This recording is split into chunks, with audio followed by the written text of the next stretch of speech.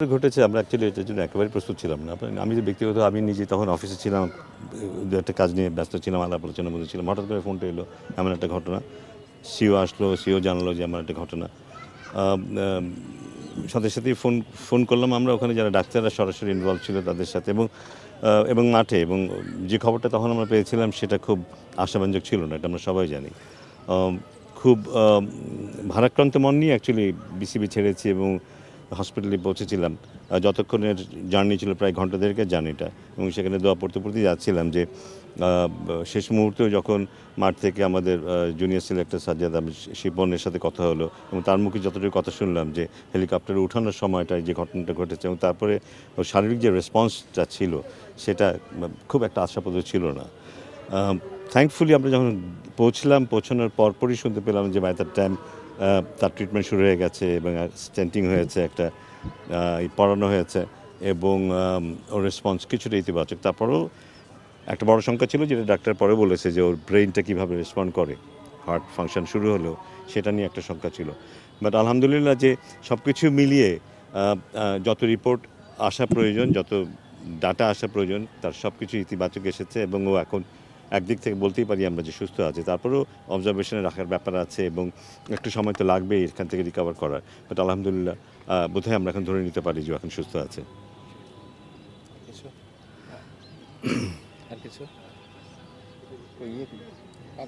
দেশের বাইরে নেওয়ার ক্ষেত্রে বিসিবির কোনো চাওয়া পাওয়া আছে কিনা, পরিকল্পনা আছে কিনা তামিমকে?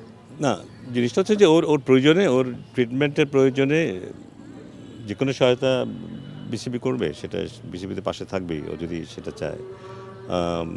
সেরকম প্রয়োজন হলে ডেফিনেটলি দেশে বাইরে যাবে। বাট আমি এই ফাঁকে এটা বলতে চাই যে আমাদের যে ডাক্তাররা তার সেবা শুশ্রূষা করেছে, শুধু ডাক্তার বলবো না, মাঠে যারা ছিল, ফিজিও ছিল, আমাদের ট্রেনার, এরা যে রেসপন্স দেখিয়েছে এবং বোঝা যায় যে তারা এই সম্পর্কে যথেষ্ট নলেজ রাখে। কারণ এই ধরনের একজন পেশেন্টকে হ্যান্ডেল করা এবং ইমিডিয়েট যে ট্রিটমেন্টটা দেওয়া দরকার ছিল সেটা দেয়া, সেটা মনে হয় সাহসের যেমন দরকার, জ্ঞানেরও তেমন দরকার আছে এবং তার সে দুটোই যে আমাদের আছে, মাঠে অন্তত ছিল, এটা প্রমাণিত হয়েছে। এটা একটা বিশাল ইতিবাচক নিউজ আমাদের জন্য।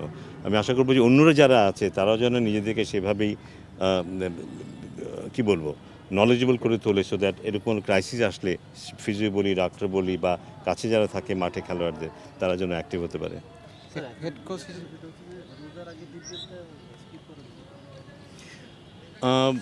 আমার মনে হয় এই কথাটা ওঠাটা খুব অস্বাভাবিক নয়, কারণ রোজার মধ্যে খেলাটা ডেফিনেটলি অনেক নেগেটিভ ব্যাপার আছে। কিন্তু আবার অন্যদিক দিয়ে যদি আমরা ভাবি রোজা এক মাস যদি আমরা না খেলি তাহলে কি দাঁড়াবে, সেটা যদি আমরা সবাই একটু ভাবি তখন দেখবো যে না, এক মাস আমরা খেলা যদি বন্ধ করে দিই তারপর এসে কিন্তু আমরা আর খেলতে পারবো না। ইন্টারন্যাশনাল ক্রিকেটের সাথে আমরা মানিয়ে চলতে পারবো না। কিন্তু এমন হতে পারে তখনই আমাদের ইন্টারন্যাশনাল ক্রিকেট থাকবে, এমন হতে পারে তার পরপরই হয়তো আমাদের একটি ন্যাশনাল অ্যাসাইনমেন্ট থাকবে, তাহলে আমরা কী করবো?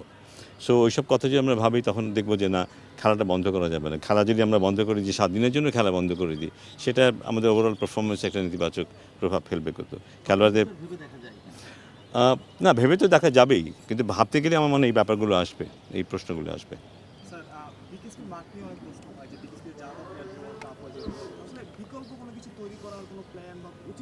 আমার মনে হয় সেই দিকে আমাদের চোখ দেওয়া দরকার, যে খেলোয়াড়দের যথেষ্ট রিকভারি টাইম পায় কি না। এখন রিকভারি টাইম বলতে এমন যদি হতো ঢাকার মিরপুরে একটা মাঠ, এর কাছে ধরে আরও দুটো মাঠ আছে, খেলার পরে সহজে সবে বাড়ি চলে যায়, সারা ভালো করে ঘুমায় এবং পরের দিন সকালে ভালো করে আসে, সেটা কিন্তু হচ্ছে না। কিন্তু যখনই বিকেএসপি দিয়ে যেতে হচ্ছে খুব ভোরে এবং ফেরত আসছে অনেক রাতে এবং তারপরে এই যে সময়টুকু পায় তাতে মনে হয় না খুব ভালো রিকভারি হয়।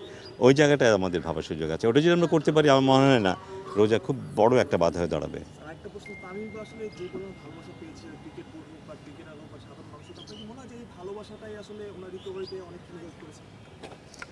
আমরা তো বলি যে মানুষের দোয়াটা খুব জরুরি এবং ডাক্তাররা যেভাবে বলেছে, যে কেউ বলেছে আর 5 মিনিট দেরি হলে হয়তো ওকে আমরা হয়তো ফিরে পেতাম না। এবং না, যতটুকু সময় ও অসুস্থ ছিল সে সময়টা যথেষ্ট ছিল ফিরে না আসার জন্য। সো আমার মনে হয় যে হ্যাঁ, মানুষের দোয়া নিশ্চয়ই ওর সাথে ছিল, সবার ভালোবাসা ওর সাথে ছিল, সেটা কোনো না কোনোভাবে একটা শক্তি হিসেবে কাজ করে বোধহয় এবং সেটারই ফল আমরা এখানে দেখেছি। নয়তো অনেকেই বলেছে যে এটা একটা মিরাকল।